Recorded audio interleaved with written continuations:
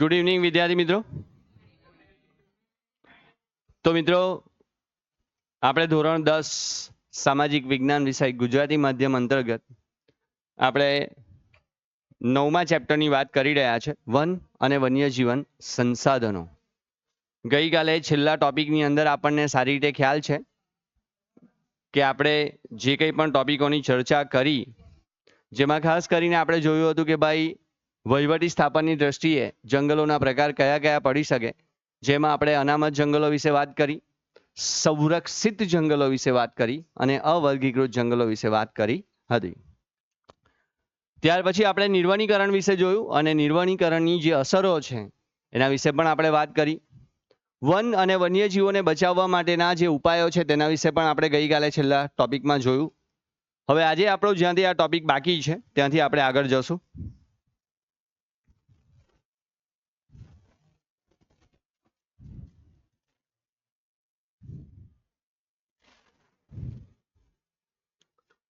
તો આજે આપણો ટોપિક છે લુપ્ત થતું વન્યજીવન. લુપ્ત થવું એટલે શું ખબર છે કે ભાઈ સમય જતા આ જે પ્રાણીઓ છે, આ જે વન છે એ લુપ્ત થઈ જવાના આરે છે. લુપ્ત એટલે કે કદાચ હવે પછીના સમયમાં આપણને જોવા મળશે નહીં. એને શું કહેવાય? લુપ્ત થવું કહેવાય. આજે વિશ્વના અસંખ્ય વન્યજીવો વિનાશના આરે આવીને ઊભા છે. એટલે કે લગભગ હવે આવનારો સમય, મેં ગઈકાલે તમને વાત કરી હતી કે ભાઈ જો આ જ રીતે જંગલોનો નાશ થતો રહેશે તો એ જંગલોની અંદર વસતા જે પ્રાણીઓ છે, કેટલીક વન્યજીવો જે છે, જેની પ્રજાતિઓ છે, કદાચ આવનારા સમયમાં આપણને કદાચ લાઈવ આપણે એને જોઈ શકશું નહીં. એક સમય દરમિયાન આપણા ભારત દેશમાં ચિત્તો જોવા મળતો. તમે જુઓ આજે આપણે આ ચિત્તાને આફ્રિકાથી આપણે ઇમ્પોર્ટ કરવો પડ્યો. એટલે કે હવે પછીના સમયમાં આપણને ભારતના જંગલોમાં ચિત્તા જોવા મળતા નથી. તો એક સમય એવો પણ હતો કે ભાઈ ભારતમાં આપણા ગુજરાત રાજ્યના ડાંગના જંગલોમાં વાઘ જોવા મળતા હતા. આજે આપણા ત્યાં ડાંગના જંગલોમાં એક પણ વાઘ જોવા મળતો નથી. તો એના પાછળનું રીઝન આ એક જ છે કે ભાઈ જે જંગલોનો વિનાશ થયો છે, જે જંગલોને નુકસાન થયું છે માનવી દ્વારા, એને કારણે જંગલોનો વ્યાપ દિવસે દિવસે શું થઈ ગયો છે? ઘટ્યો છે. અને આ વ્યાપ ઘટવાને કારણે એની જે અસર છે એ વન્યજીવોના જીવન ઉપર પડેલી જોવા મળે છે. અને આ જે વન્યજીવોનો જે ઘટાડો નોંધાયો છે એનું સૌથી મોટું કારણ એ જ છે કે આપણે વનનો શું કર્યું છે? નિર્વનીકરણ કર્યું છે. એટલે કે વન ઓછા થયા છે અને એની અસર પ્રાણીઓ પર જોવા મળી છે. ગત સદીની શરૂઆતમાં વાઘ સમગ્ર ભારતમાં જોવા મળતા હતા. તે સમયગાળા દરમિયાન મેં તમને કીધું તેમ ગુજરાતમાં ઈડર, અંબાજી, પંચમહાલ અને ડાંગના જંગલોમાં પણ વાઘ જોવા મળતા હતા. આજે ગુજરાતના જંગલોમાંથી વાઘ લગભગ સંપૂર્ણપણે નષ્ટ થઈ ચૂક્યા છે. એટલે કે હવે એક પણ વાઘ આપણા ભારત દેશમાં જોવા, એટલે કે ગુજરાત રાજ્યમાં જોવા મળતો નથી. ભારતના જંગલોમાંથી ચિત્તો પણ નષ્ટ થઈ ચૂક્યો છે. ભારતના જંગલોમાં સહજ જોવા મળતી અને પક્ષીઓની જાતિઓ હવે ભાગ્યે જ નજરે પડે છે. એમાં ગીધને છે ને કુદરતના સફાઈ કામદાર કહેવાય. એક સમય દરમિયાન ગુજરાતની અંદર મોટા પાયે આપણને ગીધ જોવા મળતા. તમે 9મા ધોરણમાં ભણેલા યાદ હોય તો કયા ચેપ્ટરમાં? 18મા ચેપ્ટરમાં 3જા પેજ ઉપર બીજા ફકરામાં યાદ હોય તો કે ભાઈ ગીધ જે છે એને કુદરતના સફાઈ કામદાર કહેવામાં આવે છે. અને આ જે પક્ષીઓ હતા એ તે સમય દરમિયાન દુધાળા પશુઓ જે હતા એ દુધાળા પશુઓના સારવાર માટે વપરાતી ડાયક્લોફેન્સ નામની જે દવા હતી એ દવા આ પશુઓને આપવામાં આવતી અને આ દૂષિત પશુઓનું જે માંસ હતું એ ખાતા અને ગીધ એના કારણે ધીમે ધીમે શું થઈ ગયા? મૃત્યુ પામ્યા. અને એની સંખ્યા આજે આંગળીના વેઢે ગણાય તેટલી રહી ગયેલી જોવા મળે છે. જેમાં ગુલાબી ગરદનવાળી બતક, સારસ અને ઘુવડ વગેરે ભવિષ્યમાં લુપ્ત થવાની તૈયારીમાં છે. પૂર્વોત્તરના અરુણાચલ પ્રદેશમાં એક સમયે વ્યાપક પ્રમાણમાં જોવા મળતો ચિલોત્રો આજે સરળતાથી જોવા મળતો નથી. નદીઓના મીઠા પાણીમાં જોવા મળતા ઘડિયાળ, મગરની પ્રજાતિ અને ગંગઈ ડોલ્ફિનના અસ્તિત્વ પર આજે ભારે સંકટ જોવા મળે છે. ઓડિશા, ગુજરાત વગેરે રાજ્યોના સમુદ્ર કિનારે ઈંડા મૂકવા આવતા સમુદ્રી કાચબાઓની સંખ્યામાં પણ આજે દિન પ્રતિદિન આપણને ઘટાડો થયેલો જોવા મળે છે. એક સમયે ગુજરાતની નર્મદા, તાપી, મહી અને સાબરમતી સહિતની નદીઓમાં જોવા મળતી જળ બિલાડી, જેને ઉદબિલાવ કહેવાય, આ જળ બિલાડી પણ આજે આપણા ભારત દેશમાં એની સંખ્યા ઘટી છે, લગભગ લુપ્ત થવાના આરે છે. આ સ્થિતિ અંગે આપણે ગંભીરતાથી વિચારવાનો સમય આવી ગયો છે. જો કેટલીક પ્રજાતિઓ વિશ્વમાં એવી પણ છે કે જે ડાયનોસરના સમયની હતી. અને આજે પણ એ પ્રજાતિઓ હયાત છે. પણ એ જે હયાત જાતિઓ છે પ્રાણીઓની અથવા તો જળચર પ્રાણીઓની, તો એના પાછળનું રીઝન એક જ હતું કે આ જે વન્યજીવોની પ્રજાતિ હતી એ પાણીમાં પણ જીવી શકતી હતી અને જમીન પર પણ જીવી શકતી હતી. અને એવું જૂનું જીવ જે છે એ કયો છે? ઘડિયાળ, મગર. મગર તે સમય દરમિયાન ડાયનોસરના સમયમાં પણ હતા અને આજે પણ છે. એનું એક રીઝન આ જ રહ્યું કે પાણીમાં પણ જીવી શકતા હતા અને પાણી વગર જમીન પર પણ જીવી શકતા હતા. અને એટલા માટે તે સમયથી આજ દિન સુધી મગર આજે પણ આપણા ત્યાં જોવા મળે છે. વન્યજીવોના વિનાશના કારણો.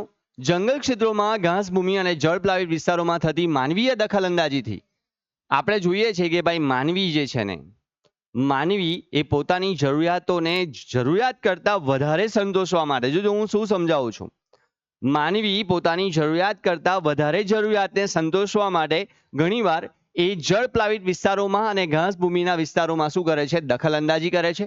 અને પ્રાકૃતિક જે આવાસો છે વન્યજીવોના એ જોખમાય છે. અને પરિણામ એ આવે છે કે આ વન્યજીવોને આવાસ માટેના સ્થાન રહેતા નથી. જંગલોના વિનાશ પ્રાકૃતિક અસંતુલન માટે સૌથી વધારે કારણભૂત છે. છેવટની અસર વન્યજીવોની સંખ્યામાં ઘટાડો જ કરતું જોવા મળે છે. વાળ, ખાલ, હાડકાં, શિંગડા, નખ મેળવવા કે શોખથી થતો શિકાર પણ આના માટે જવાબદાર છે. જો આવા કેસીસમાં તમને ખ્યાલ છે કે છેલ્લા ઘણા વર્ષોથી આપણી સરકાર કટિબદ્ધ બની છે અને આવા જંગલોના વિનાશ પાછળના જે કારણોમાં જે વન્યજીવોને શોખ માટે જે શિકાર કરવામાં આવે છે એ પ્રવૃત્તિઓ પર સરકાર બરાબર નજર રાખી છે. અત્યારે પણ થોડા સમય પહેલા તમને ખ્યાલ હોય તો કે આપણા ત્યાં સુરતની અંદરથી એવા 2 વ્યક્તિઓને પકડી પાડવામાં આવ્યા કે જે આ દીપડાના ચામડાનો વેચવાનો વેપાર કરતા હતા. હવે તમને એમ થાય કે દીપડાના ચામડાનો વેપાર, ધ્યાન રાખજો, દીપડાના ચામડું, જે એક પ્રાણીનું ચામડું આવે ને એની કિંમત બ્લેક માર્કેટમાં કરોડો રૂપિયા છે. ને એટલા માટે એનો શિકાર કરીને એના ચામડાને વેચવાનો વેપાર કરવામાં આવે. પણ આની અસર એની જે સંખ્યા છે એના ઉપર પડે છે. તમને થોડા વર્ષ પહેલા ખ્યાલ હશે કે ભાવનગરની અંદર કાળિયાર રાષ્ટ્રીય ઉદ્યાન આવેલું છે. અને આ કાળિયાર રાષ્ટ્રીય ઉદ્યાનમાં આપણા બોલિવૂડના જાણીતા અભિનેતા સલમાન ખાને કાળિયારનો શિકાર કર્યો હતો. અને આજે પણ એ કેસ એના ઉપર ચાલુ છે. એટલે કે સરકાર આ બાબતમાં હવે નિશ્ચિત છે, સરકાર આ બાબતમાં ચલાવવા માંગતી નથી. મનુષ્યના લોભ લાલચથી કરાતું વન્યજીવોનું અતિદોહન, સડકો, બહુહેતુક યોજનાઓનું નિર્માણ, ખનિજ ખનન, નવી વસાહતો કે શહેરોનું વિસ્તરણ વન્યજીવોને નિર્વાસિત કરે છે. ઘાસચારો, બળતણ કે પશુચરણ માટે જંગલો ઉપર દબાણ વધી રહ્યું છે. જંગલોની આગ અનેક પ્રજાતિઓને ભરખી જાય છે. આ આગ જો બચ્ચા ઉછેરવાના કે ઈંડાને સેવવાના ગાળામાં લાગે, તમે વિચાર કરજો કે જે બચ્ચા નાના છે એ ભાગી શકતા નથી, અથવા તો ઈંડા જ્યારે સેવવાનો સમય હોય છે એ સમય દરમિયાન જો જંગલમાં આગ લાગે તો આ નાના બચ્ચા એમાં સળગીને મરી જાય છે, કારણ કે ભાગી શકતા નથી. અને ઈંડા સેવવાના સમયમાં લાગે તો સ્વાભાવિક છે કે જે માતા હોય છે કે એ ઈંડાને લઈને ભાગી શકતી નથી. અને ઘણીવાર આવા ઈંડા પણ એમાં શું થઈ જાય છે? બળી જાય છે. તો એની અસર જે છે એની સંખ્યા ઉપર પડેલી જોવા મળે છે. પોતાના કુદરતી નિવાસ નષ્ટ થવાથી બેઘર બની વન્ય ક્ષેત્રોમાંથી બહાર આવી ગયેલા પ્રાણીઓ માનવી સાથેની અથડામણોમાં ક્યારેક જીવ ગુમાવે છે. મેં ગઈકાલે તમને સમજાવ્યું હતું કે ભાઈ એક સમય દરમિયાન દીપડા જે છે, દીપડા આપણા ત્યાં જંગલોમાં રહેતા હતા, પરંતુ હવે જંગલો ધીમે ધીમે ઓછા થઈ ગયા. હવે સ્વાભાવિક છે કે પહેલા એ લોકોને જે ખોરાક હતો એ ક્યાંથી મળતો? જંગલોમાંથી મળી રહેતો. પણ હવે એવું રહ્યું નથી.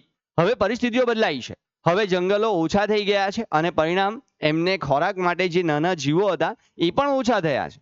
હવે ઘણીવાર આ જે વન્યજીવો છે એ પોતાના આહારને મેળવવા માટે ઘણીવાર એ પશુપાલકો જ્યાં રહેતા હોય છે અથવા તો ગામ હોય છે, તો એ લોકોના જે મવેશીઓ હોય, એટલે કે જે નાના પ્રાણીઓ હોય, એને ખોરાક માટે એ શોધતા શોધતા માનવ વસાહતમાં આવી ચડે. અને સ્વાભાવિક છે કે માનવી પાસે તો શું હોય? હથિયાર હોય. અને આ હથિયાર હોવાને કારણે એ જે માનવી છે સહેલાઈથી આ વન્યજીવોને નુકસાન પહોંચાડી દે છે અને એની અસર પણ એની સંખ્યા ઉપર પડેલી જોવા મળે છે. પ્રાણીજ ઔષધિઓ કે સુગંધી દ્રવ્યો, એને કરાતો શિકાર આ પ્રજાતિને વિલુપ્તિના આરે લાવી દે છે. મેં તમને ગઈકાલે એક ઉદાહરણ આપ્યું હતું કે ભાઈ કસ્તુરી મૃગ. આ જે કસ્તુરી મૃગ છે એ હરણના પેટમાંથી જે જઠર આવે એ જઠરમાંથી કસ્તુરી કાઢવામાં આવતી અને આ કસ્તુરી ઇન્ટરનેશનલ માર્કેટમાં કરોડો રૂપિયાની બ્લેકમાં વેચાય છે. અને આ કસ્તુરી માટે પણ આવા જીવોને નુકસાન પહોંચાડવામાં આવતું. હવે પરિસ્થિતિઓ એવી આવી છે કે ભાઈ આવા જે જીવો છે, આવા જીવો આજે લુપ્ત થવાના આરે છે. લુપ્ત થવાના આરે એટલે આજે તમે જુઓ, આજે હું મારી છોકરીને પણ બતાવું છું કે બેટા આને ચિત્તો કહેવાય. હવે મારી પોરી ઘણી વાર કે ચિત્તો બતાવે તો ચિત્તો ક્યાં જોવા મળે? મારે એને કહેવું પડે બેટા પ્રાણી સંગ્રહાલયમાં પણ હવે તો નથી, આને મારે દેશી હિસાબમાં જ બતાવવો પડે. તો હવે કન્ડિશન એવી છે કે આવનારા સમયમાં તમારા બાળકો આવશે ત્યારે એવા ઘણા બધા પ્રાણીઓ હશે કે જે લુપ્ત થઈ ગયા હશે, પછી તમને જોવા મળવાના નથી. ત્યારે તમારે પણ એને ક્યાં બતાવવું પડશે? દેશી હિસાબમાં બતાવવું પડશે. હે ને? સીધી વાત છે. તો શોખ સંતોષવા માટે કરાતો શિકાર, એમાં અંગ્રેજોએ સૌથી વધારે કરેલો.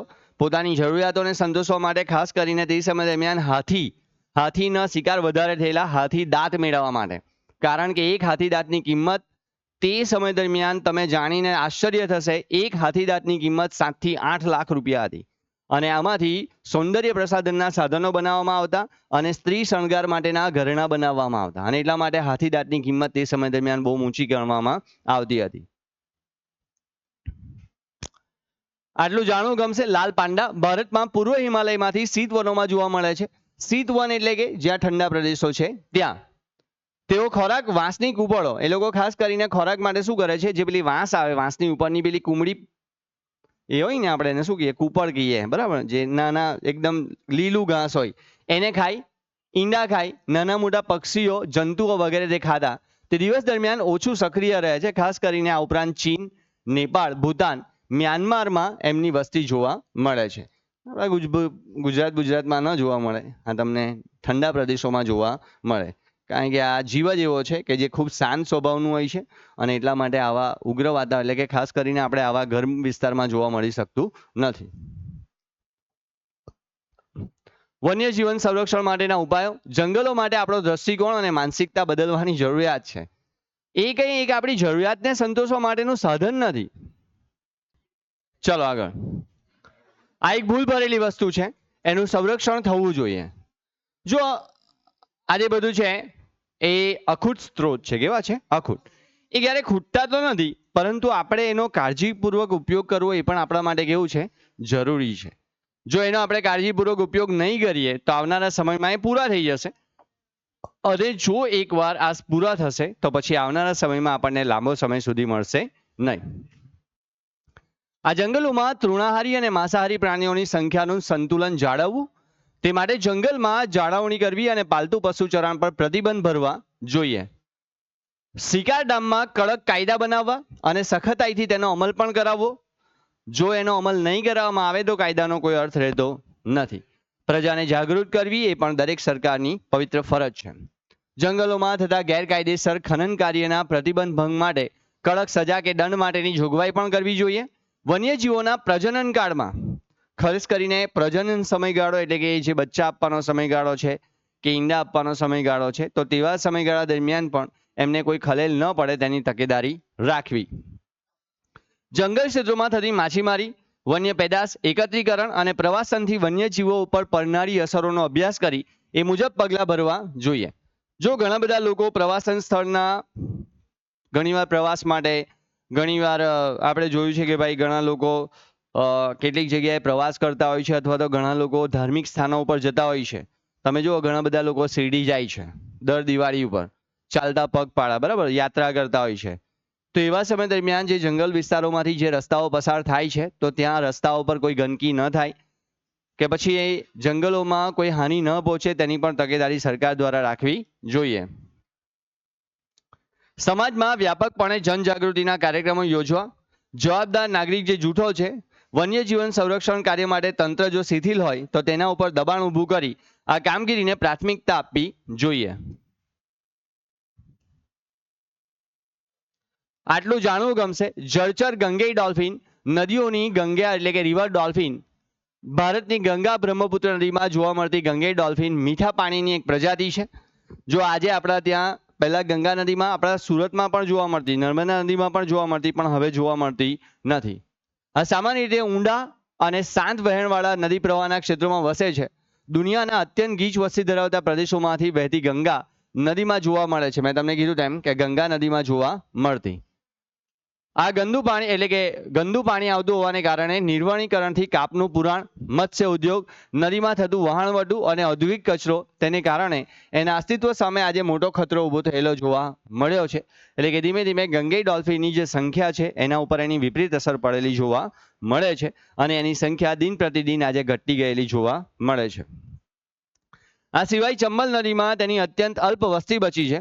તે શ્વાસ લે છે ત્યારે સુઈનો અવાજ, એવો ઝીણો અવાજ કાઢે, તીક્ષ્ણ અવાજ હોય છે અને આ સ્થાનિકો તેને સોસ, સુસ અને સુઈસ એવા નામે પણ ઓળખે છે. આપણા પાડોશી દેશો બાંગ્લાદેશ અને નેપાળની નદીઓમાં પણ તે વસે છે. હાલમાં ગંગા ડોલ્ફિનના અસ્તિત્વ માટે આજે મોટો ખતરો ઊભો થયેલો જોવા મળ્યો છે.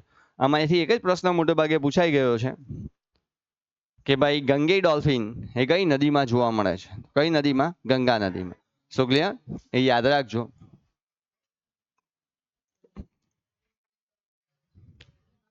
વન્યજીવન સંરક્ષણ યોજના. ભારતમાં વન્યજીવોના સંરક્ષણ માટે કેટલીક યોજનાઓ અમલમાં મુકાઈ છે.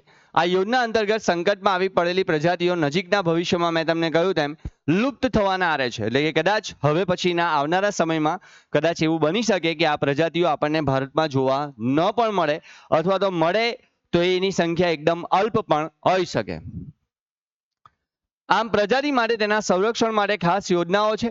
એમાંની કેટલીક મહત્વની યોજનાઓના આપણે ટૂંકમાં પરિચય મેળવીએ. સૌથી પહેલી યોજના વાઘ પરિયોજના.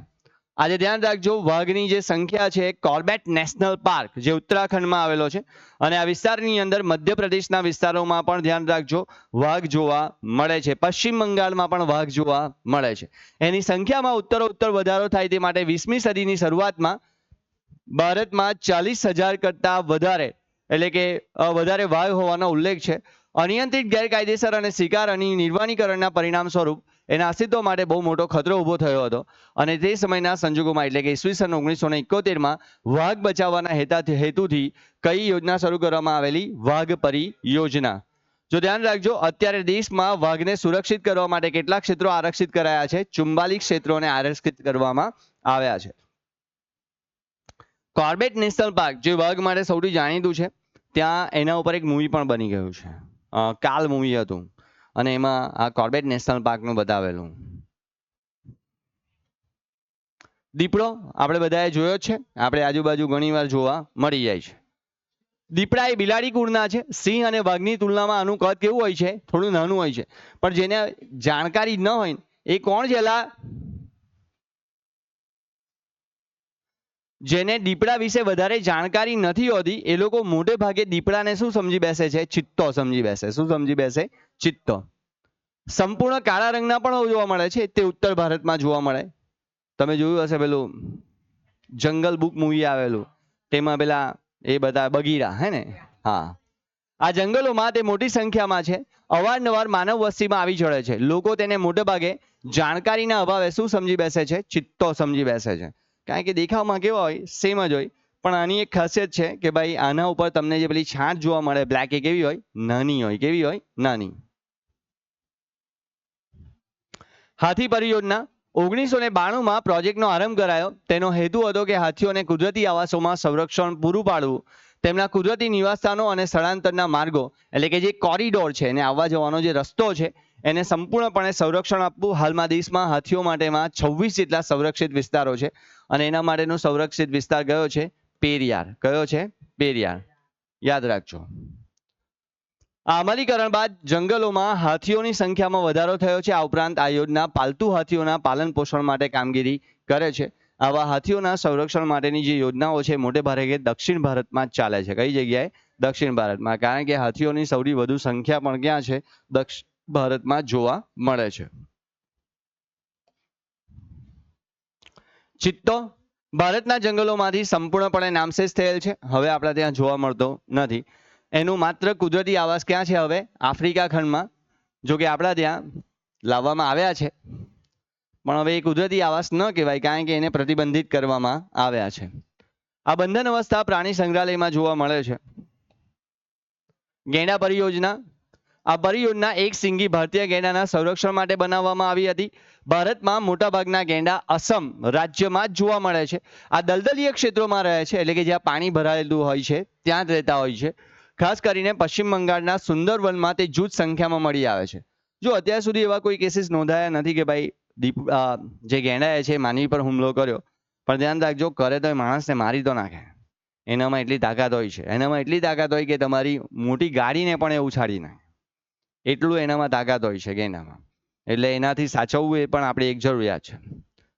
ધ્યાન રાખજો, રહેનો વિઝન નામની એક સંસ્થા હતી અને એણે એવી વ્યૂહરચના કરી હતી કે 2020 સુધીમાં ભારતમાં ગેંડાની સંખ્યા કેટલી કરી દેવી, 3000 સુધીની લઈ જવી, અને એમાં એ સફળ પણ રહી છે. એટલા માટે તમને જણાવી દઉં, આ જે દેખાતું શિંગડું છે ને, એનું શિંગડું એ બહુ કિંમતી હોય છે. એનો શિંગડા માટે શિકાર કરવામાં આવતો, કારણ કે એમાંથી ઔષધિ બનાવવામાં આવતી અને ઘણા બધા રોગોમાં વેક્સિનેશન્સ તરીકે પણ ઉપયોગમાં લેવામાં આવતી, અને એટલા માટે ગેંડાનો શિકાર કરવામાં આવતો. આ જાડી ચામડીનું પ્રાણી છે, એના પર બહુ વધુ અસર થાય નહીં. તમને એમ કે હું લાકડો ને બાલો લઈને પહોંચી જાઉં તો એને અસર થઈ જાય, ન થાય. તમારા જેવાને એક ભૂલમાં જો ધક્કો મારી દીધેલો તમે પતી જતા રહે. એક સિંગી ભારતીય ગેંડો છે, તૃણાહારી જીવ છે, ખાસ કરીને મોટે ભાગે માંસાહાર કરતું નથી, અને તૃણાહારી પર એટલે કે સંરક્ષણના પ્રયાસોથી તેની સંખ્યા વધી છે. ઘડિયાળ પરિયોજના, મીઠા પાણીમાં જોવા મળતી મગરોની આ પ્રજાતિ 1970ના દશકામાં લુપ્ત થવાના આરે હતી, પણ ત્યારે ભારત સરકારે સમયસરના પગલાં લઈને આ યોજનાની એટલે કે શરૂ કરી અને એની સંખ્યામાં વધારો થયો છે. મગરોની રાજધાની કોને કહેવાય ખબર છે? કોને કહેવાય? વડોદરા. યાદ રાખજો, વડોદરાની હાલત એવી છે કે આ ચોમાસું આવે ને તો ઘણીવાર લોકોના ઘરના બાથરૂમમાં બી મગર મળી આવે. આ વસ્તુ હું સાહજિક કહું છું, આવા કેસીસ દર વર્ષે નોંધાય છે. ઘરોમાં પણ મગર પહોંચી જાય. વિશ્વામિત્ર નદીની અંદર સૌથી વધુ મગર છે. નર્મદા નદીના પણ તમે ઘણા બધા લોકો પરિક્રમા કરવા જાય ત્યારે ત્યાં બોર્ડ મારેલા જ છે કે ભાઈ કોઈએ પણ નર્મદા નદીમાં ઉતરવું નહીં, કારણ કે ત્યાં મગરોની સંખ્યા છે જ. અને ઘણીવાર એવા કેસીસ નોંધાયા છે કે આ મગરોએ ત્યાં માનવી ઉપર હુમલો કર્યો છે. એટલે આ ખાસ કાળજી રાખવી કે આવા વિસ્તારની અંદર જ્યારે આપણે જતા હોય ત્યારે ખાસ કાળજી રાખવી કે ભાઈ પાણી છે કરીને પહોંચી નહીં જવું, કારણ કે અંદર કોઈ મોઢું ખોલીને તૈયાર હોય તો પતી જવું. એટલે હું તો એમ જ કહું કે અજાણા પાણીમાં કોઈ દિવસે ઉતરવાનો પ્રયત્ન કરવો નહીં. ગીધ પરિયોજના, ગીધ એ કુદરતનો સફાઈ કામદાર છે જે મૃત ઢોરનું માંસ ખાય છે. મેં તમને કહ્યું તેમ મૃત ઢોરનું એટલે કે જે મરી ગયેલું જે ઢોર હોય છે એનું માંસ ખાય છે. ભારતમાં ગીધની કુલ 7 પ્રજાતિઓ જોવા મળે છે. આ ગીધોની સંખ્યામાં થયેલા અસાધારણ ઘટાડાને કારણે 2004માં આ યોજના શરૂ કરવામાં આવી હતી. હિમદીપડા પરિયોજના, હિમાલયમાં લગભગ 3000 મીટરની ઊંચાઈએ જોવા મળતી આ પ્રજાતિ બરફમાં જ રહે છે. સ્થાનિક લોકોમાં હિમદીપડા બાબતે જાણકારી વધે અને સંરક્ષણ માટે લોકો જાગૃત થાય તે હેતુથી 2000માં આ પરિયોજના શરૂ કરવામાં આવી હતી. આ ઉપરાંત કાશ્મીરી હુંગલ પરિયોજના, લાલ પાંડા પરિયોજના, મણિપુરમાં જોવા મળતી એક વિશિષ્ટ હરણની પ્રજાતિ માટે મણિપુર થામિલ પરિયોજના. આ બોર્ડમાં પૂછાઈ ગયેલો પ્રશ્ન છે, યાદ રાખજો. ગંગા બ્રહ્મપુત્ર નદીમાં જોવા મળતી ગંગા ડોલ્ફિન પરિયોજના પણ કાર્યરત જોવા મળે છે, જે મેં તમને આગળ કહી દીધું કે બોર્ડમાં આ પ્રશ્ન પૂછાઈ ચૂકેલો છે. ટેકો જો લીધો ને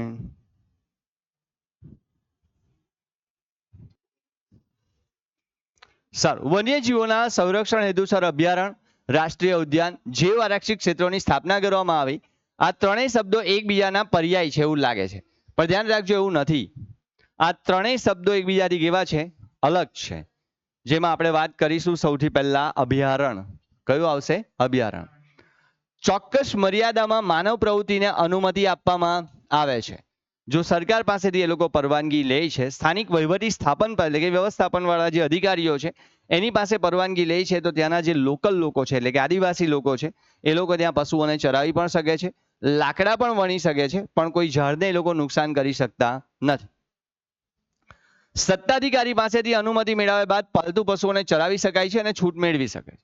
વન્યજીવન અભયારણ્યની સ્થાપના કોઈ એક વિશેષ પ્રજાતિના સંરક્ષણ માટે જ કરાઈ છે. આપણા ત્યાં જે અભયારણ્ય આવેલું છે, રાષ્ટ્રીય ઉદ્યાન જે વાંસદા આવેલું છે, રાજપીપળામાં આવેલું જે એક અભયારણ્ય છે, આ એક ખાસ કરીને રીંછની પ્રજાતિ માટે આપણા ત્યાં રાજપીપળામાં અભયારણ્ય બનાવવામાં આવ્યું છે. અને આપણા ત્યાં અહીંયા જે છે રાષ્ટ્રીય ઉદ્યાન, એમાં દીપડો, ઝરખ અને ચિત્તલ આ 3 પ્રાણીઓના રક્ષણ માટે આપણા ત્યાં રાષ્ટ્રીય ઉદ્યાન વાંસદામાં આવેલું છે. યાદ રાખજો. વાંસદા કયા જિલ્લામાં આવ્યું? હું ડાંગ. વાંસદા કયા જિલ્લામાં આવે? નવસારી જિલ્લામાં આવે. સરકાર દ્વારા જરૂરી પ્રક્રિયા દ્વારા આપણે એનું નિર્માણ કરી શકીએ છીએ. પેરિયાર, ચંદ્રપ્રભા, એતુર, નાગારમ અભયારણ્ય જાણીતા અભયારણ્યો છે.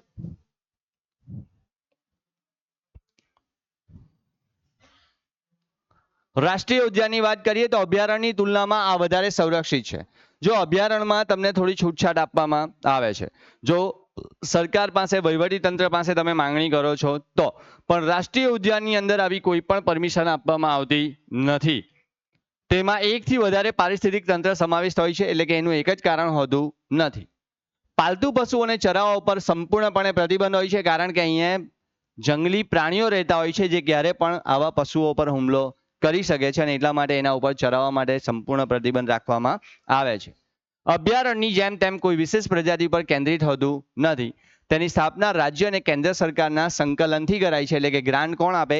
કેન્દ્ર સરકાર, પણ એટલે કે વ્યવસ્થાપન કોણ કરે? રાજ્યની સરકાર. એટલે કે બંને દ્વારા ચાલે છે. હમણાં જ મેં તમને કીધું Kaziranga, Corbett national park, Velavadar, દરિયાઈ રાષ્ટ્રીય ઉદ્યાન જે જામનગર ખાતે આવેલું છે, અને વાંસદા રાષ્ટ્રીય ઉદ્યાન કે જે આપણા ત્યાં નવસારી જિલ્લામાં આવેલું છે. ગીર રાષ્ટ્રીય ઉદ્યાન જે જૂનાગઢમાં આવેલું, એટલે કે ગીરમાં આવેલું છે. દશીગામ રાષ્ટ્રીય ઉદ્યાન, અગત્યના રાષ્ટ્રીય ઉદ્યાનો આપણા ભારતમાં જોવા મળે છે. જીવ આરક્ષિત ક્ષેત્ર સૌથી વધુ લગભગ 5000 એકરની આસપાસના જમીન ક્ષેત્રમાં જીવ આરક્ષિત ક્ષેત્રની રચના કરવામાં આવે છે. આ સૌથી વધુ સુરક્ષિત અને સૌથી વધુ પારિસ્થિતિક તંત્રના સમાવેશ દ્વારા આનું નિર્માણ કરવામાં આવે છે. આવું એકમાત્ર જીવ આરક્ષિત ક્ષેત્ર જે આપણા ગુજરાતમાં આવેલું છે, ક્યાં આવેલું છે? કચ્છમાં. ક્યાં આવેલું છે? કચ્છ. તેની રચના આંતરરાષ્ટ્રીય માપદંડો અનુસાર કરાઈ છે. મેં તમને કીધું તેમ જે તે ક્ષેત્રની પ્રાકૃતિક અને સાંસ્કૃતિક વિવિધતાનું સંરક્ષણ કરવાનો હેતુ રહેલો છે. અહીંયા વન્યજીવોનું તો રક્ષણ થાય જ છે, પરંતુ તેની સાથે ત્યાંના જે પ્રદેશની સંસ્કૃતિ છે એને સાચવવા માટે પણ પ્રયત્ન કરવામાં આવે છે. ત્યાંની રહેતી જે પ્રજાતિ છે અને એમની સાંસ્કૃતિક જે કલાઓ છે, જેમ કે એ લોકો ભરત ગૂંથણ કરે છે, એ કલાને પણ ત્યાં સંરક્ષિત કરવામાં આવી છે. તે ક્ષેત્રમાં થતી બધી વનસ્પતિ અને જીવજંતુઓ, જમીન ઉપરાંત ત્યાં વસતા માનવ સમુદાયોની જીવનશૈલીનું પણ સંરક્ષણ કરાય છે. ત્યાં જૈવ વૈવિધ્ય બાબતે સંશોધન અને પ્રશિક્ષણ માટેની તાલીમ વ્યવસ્થાઓ પણ ઊભી કરવામાં આવે છે. ઘણા બધા લોકો આના અભ્યાસ માટે આવે છે, તાલીમ મેળવે છે, અને તાલીમ મેળવીને એ લોકો પણ પોતાનો વ્યવસાય કરી શકે છે. આ પ્રકારે ઘોષિત વિસ્તારોમાં તમામ પ્રકારની બહારની માનવીય ગતિવિધિ પર મેં તમને કહ્યું તેમ સંપૂર્ણપણે પ્રતિબંધ હોય છે. અહીંયા કોઈ પણ વ્યક્તિની અવરજવર ક્યારે પણ વ્યવસ્થાપન, એટલે કે વહીવટી વ્યવસ્થાપનની દ્રષ્ટિ વગર ક્યારે પણ એ અસંભવ બનેલી જોવા મળે છે. તેનો ક્ષેત્ર વિસ્તાર મેં તમને પહેલા જ કહ્યું કે સૌથી મોટો વિસ્તાર ધરાવે છે. 5000 ચોરસ કિલોમીટર કરતાં પણ વધુ વિસ્તાર ધરાવતું હોય છે. આવું એક જૈવ આરક્ષિત ક્ષેત્ર આપણા મધ્યપ્રદેશમાં પંચમઢી આવેલું છે. કયું આવેલું છે? પંચમઢી. યાદ રાખજો. ક્યાં આવેલું છે? મધ્યપ્રદેશમાં. આ ઉપરાંત નીલગિરી, મન્નારની ખાડી, ગ્રેટ નિકોબાર, સુંદરવન. સુંદરવન પશ્ચિમ બંગાળમાં આવેલું છે. પંચમઢી મેં તમને કીધું તેમ મધ્યપ્રદેશમાં આવેલું છે. આ વગેરે દેશમાં મહત્વના જૈવ આરક્ષિત ક્ષેત્રો ગણાય છે. ગુજરાતમાં કચ્છના રણની વિશિષ્ટ પરિસ્થિતિના સંરક્ષણ હેતુસર 2008ની સાલમાં તેને જૈવ આરક્ષિત ક્ષેત્ર તરીકે ઘોષિત કરવામાં આવ્યું હતું. So that clear? જો મેં તમને પહેલા કીધું કે આપણા ભારતમાં ટોટલ કેટલા છે? 18 જૈવ આરક્ષિત ક્ષેત્ર. રાષ્ટ્રીય ઉદ્યાન 103, અભયારણ્ય કેટલા છે? 531. જો મેં તમને પહેલા જ કીધેલું જૈવ આરક્ષિત ક્ષેત્ર ગુજરાતમાં કેટલા છે? 1. રાષ્ટ્રીય ઉદ્યાન કેટલા છે? 4. અને અભયારણ્ય કેટલા છે? 23. સો ક્લિયર? યાદ રહેશે? ટૂંકમાં જોઈ લઈએ. આ કચ્છ. હવે આપણે વાત કરીએ રાષ્ટ્રીય ઉદ્યાન કયા કયા? તો વાંસદા, કાળિયાર. વાંસદા ક્યાં આવ્યું? નવસારીમાં. કાળિયાર ક્યાં આવ્યું? ભાવનગરમાં. ત્યાર પછી ગીર. ગીર ક્યાં આવ્યું? જુનાગઢ. અને ત્યાર પછી દરિયાઈ રાષ્ટ્રીય ઉદ્યાન જે ક્યાં આવ્યું? જામનગર. ક્યાં આવ્યું? જામનગર. સો ક્લિયર? યાદ રાખજો, 4 તમને કહી દીધા. રસિકા આપણા ગુજરાતમાં નહીં મળે. ચાલો, વિકાસની પ્રક્રિયા અનિવાર્ય છે, પણ તે સાથે સાથે આપણે સમગ્ર જીવન સૃષ્ટિ પર પડનારા જે દુષ્પ્રભાવો છે એ દુષ્પ્રભાવોના આયોજન દરમિયાન ખ્યાલ રખાય તે માટે અત્યંત જરૂરી છે. કોઈ એક પ્રજાતિ જ્યારે સંપૂર્ણપણે નષ્ટ થાય છે ત્યારે એની આહાર શૃંખલામાં પડતી ખલેલના પરિણામ સ્વરૂપ પરિણામો ઘણા દૂરવર્તી હોય છે. એટલે કે જ્યારે આહારની એક શૃંખલા તૂટે છે ત્યારે એની જીવનની અસર એ આવનારા પ્રાણી એટલે કે જેને ખોરાક તરીકે ઉપયોગ કરતું હતું એ જે પ્રાણી છે એની સંખ્યા ઉપર પડેલી જોવા મળે છે. પરિણામો ઘણા દૂરવર્તી હોય છે. સમગ્ર આહાર શૃંખલામાં દરેક જીવજંતુની ચોક્કસ ભૂમિકા છે. જો કોઈ એક જીવ નષ્ટ થાય તો એને કારણે આખા માળખામાં ભારે વિક્ષેપ અનુભવાય છે. આહાર શૃંખલામાંથી એકાદ સજીવ દૂર થતા લાંબા ગાળે તેના પરિણામો સમગ્ર નૈસર્ગિક તંત્ર જે છે એ શું રહી જાય છે, તૂટી પડે છે. મનુષ્ય સુધી આ અસરો મોડી પહોંચે છે. તેથી આપણે આજે વધારે સજાગ નથી. જે પર્યાવરણીય સંકટોનો સામનો આપણે કરી રહ્યા છે તે દાયકાઓ પૂર્વે સેવેલી બિનકાળજીનું એક પરિણામ છે. જો આપણે આ રીતે એનું સાહસ કરતા રહેશું તો આવનારા સમયમાં કદાચ આ વન્ય પ્રાણીઓ આપણને જોવા મળશે નહીં. આવતીકાલને ઉજળી બનાવવા માટે આયોજન વિકાસ કરીશું તો જ પર્યાવરણ સાથેનો મૈત્રીપૂર્ણ સંબંધ અને વ્યવહાર આપણે જાળવી શકશું. હળોતરો આ પ્રાણી શુષ્ક અને અર્ધશુષ્ક વિસ્તારોમાં જોવા મળે છે, જે ખારયુક્ત જંગલ તથા ઘાસભૂમિ, રણ પ્રદેશ અને અર્ધ રણ પ્રદેશમાં વસે છે.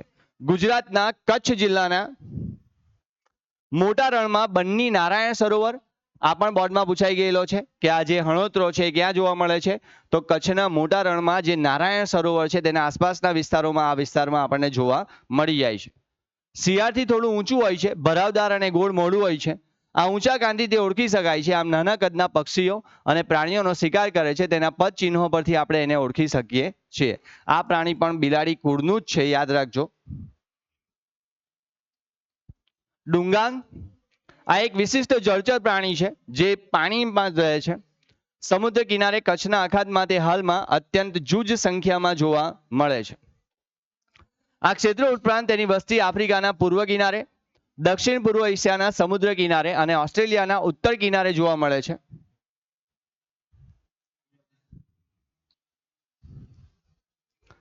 સમુદ્રી ઘાસ અને વનસ્પતિ છે અને આ કવચિત એટલે કે જળચરોનો પણ આહાર કરે છે.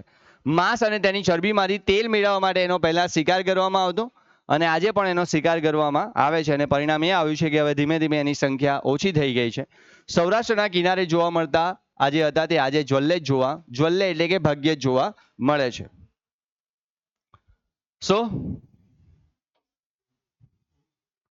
તો મિત્રો આજે આપણે જે કંઈ પણ ટોપિકની ચર્ચા કરી છે, આઈ હોપ કે આ ચેપ્ટરમાં આપણે સંપૂર્ણપણે ખ્યાલ આવી ચૂક્યો હશે. આપણું 9મું ચેપ્ટર પણ અહીંયા સારી રીતે આપણે પૂર્ણ કરીએ છીએ. હવે પછી આપણે નેક્સ્ટ લેક્ચરમાં આપણે અગાઉના ચેપ્ટરની વાત કરીશું. So thank you.